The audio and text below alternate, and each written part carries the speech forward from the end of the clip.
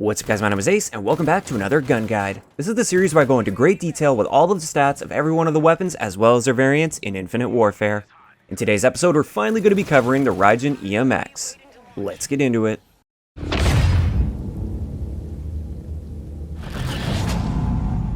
Alright guys, so hopping right into the base stats of the Raijin-EMX, we've got a damage profile of 34, 30, 19, which means it's going to be a 3, 4, or 6 shot kill.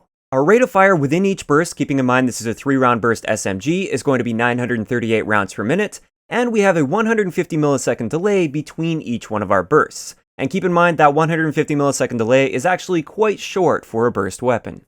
Our statistical time to kill is 128 milliseconds up close, which is extremely fast, so if you're able to one-burst somebody, you are going to absolutely melt them, they'll have no chance against you. Once you get into the 4-shot kill potential, you now have to account for that burst delay, so it becomes 278 milliseconds, and when you get all the way out to that 6-shot kill range, you have a very slow time to kill at 406 milliseconds.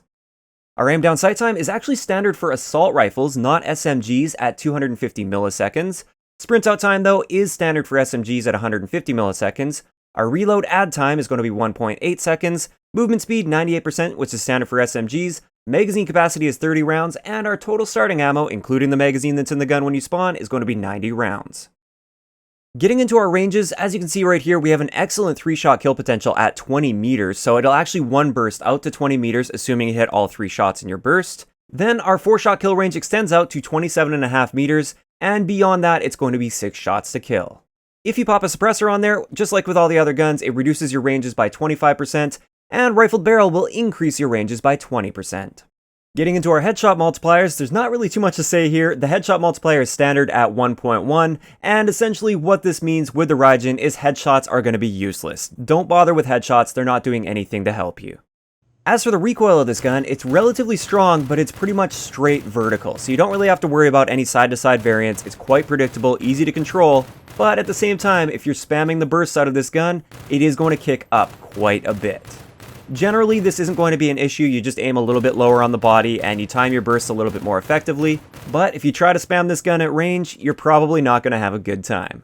Moving on to the hipfire spread, it's actually by far the worst in the SMG category. It's actually worse than some of the assault rifles in the game as well, and this really does make sense. If you had this gun have a really tight hip spread, you could basically run around and treat it like a shotgun, just hip-firing everything and consistently getting those one-burst kills while hip-firing. And they obviously wanted to avoid a situation like that, so they gave it a really bad hip spread, so you generally don't want to be hip firing this gun unless you're like right up close and personal to an enemy that you think is already hurt.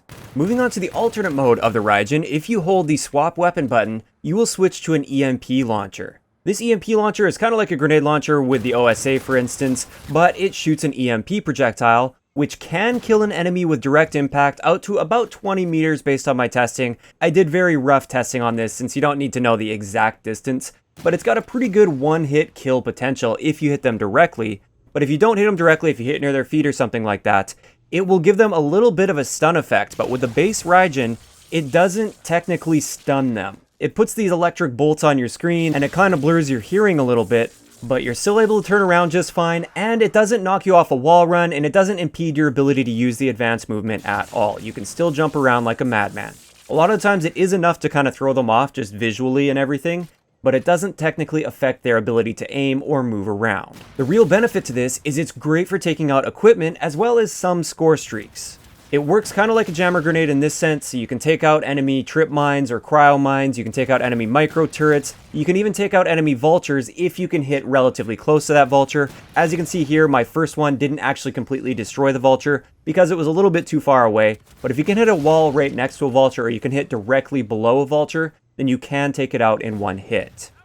I find this to be really effective in a lot of situations, mainly dealing with campers or with those pesky micro turrets. It's nice that you don't have to put a jammer grenade on this class because you always have that available to you. So now that we've covered the base Raijin, now let's move on to the variants. And keep in mind, since this is a post-launch weapon, at least at this point in the game's life cycle, all of these variants are locked in the Quartermaster collection. First off, we've got a common variant called the Squall.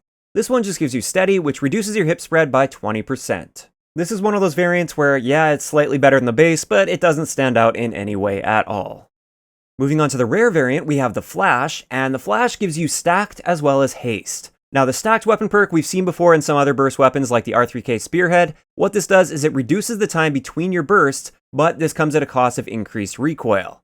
And with this particular weapon, it reduces our burst delay from 150 milliseconds down to 100 milliseconds.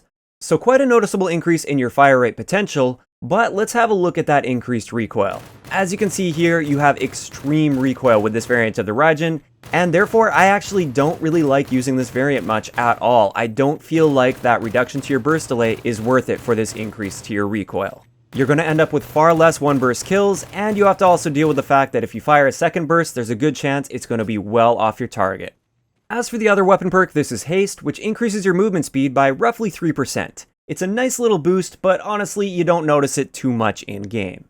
My opinion on this variant is I would actually rather use the base Raijin over this variant. I have this variant, I've tried using it, and I always find myself going back to any one of the other Raijin variants because that increase to the recoil just means a lot less one burst kills, which is where this weapon truly excels. Moving on to the legendary variant, this one is called the Blackout, and it's quite straightforward. You get the nuclear weapon perk, which allows you to drop a deatomizer strike with 25 kills in a row with this gun. And it gives you stockpile, which increases your magazine capacity from 30 rounds to 36 rounds, and your total starting ammo, including the magazine in your gun when you spawn, to 108 rounds. So finally, let's move on to the epic variant of the Raijin. This is called the Synergy. The Synergy gives you Tactical Kit, which gives you an improved underbarrel functionality, so your EMP grenade is a little bit stronger. We'll look at that in a second here. And it also prevents revealing of victim deaths. This is just like the Yokai's Assassin build, where when you kill enemy players, the little skull doesn't appear for their teammates, so they won't know exactly where their teammates are dying from when you kill them with this weapon. In addition to this, we get Readiness, which just gives you 40% faster reloads when your magazine is low. So with this one, the first thing we want to look at is the improved EMP capability. Based on all the testing that we did, it seems to have the same EMP range as the base Raijin. It doesn't seem to be superior in any of those ways. The one way that I was able to find where this is different is the stun capability on enemy players. When you get stunned by the EMP from the epic Raijin, you are still able to use your movement just fine, but your ability to aim is going to be severely affected. It actually stuns you to the point where it slows down your aiming ability. Like I said, with the base Raijin, it has no effect on this, but with the epic Raijin, it will actually stun your enemy. So this is great to shoot at your enemy's feet and then just jump out of the way so he can't track you because he's going to have that slowed down aim, and you can easily kill your target this way. Keep in mind, you still only spawn with one of these EMP grenades though, so it's not like you can really take advantage of this and just constantly spam it all the time.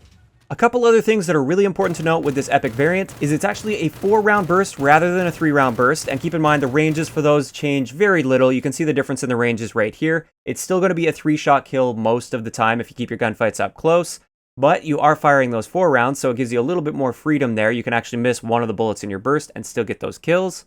And also, it gives you a different default sight. This is the default sight that you get. It's kind of like a little mini scope. I'm not a huge fan of it. Personally, I'd probably run an ELO if I had this variant, which I don't.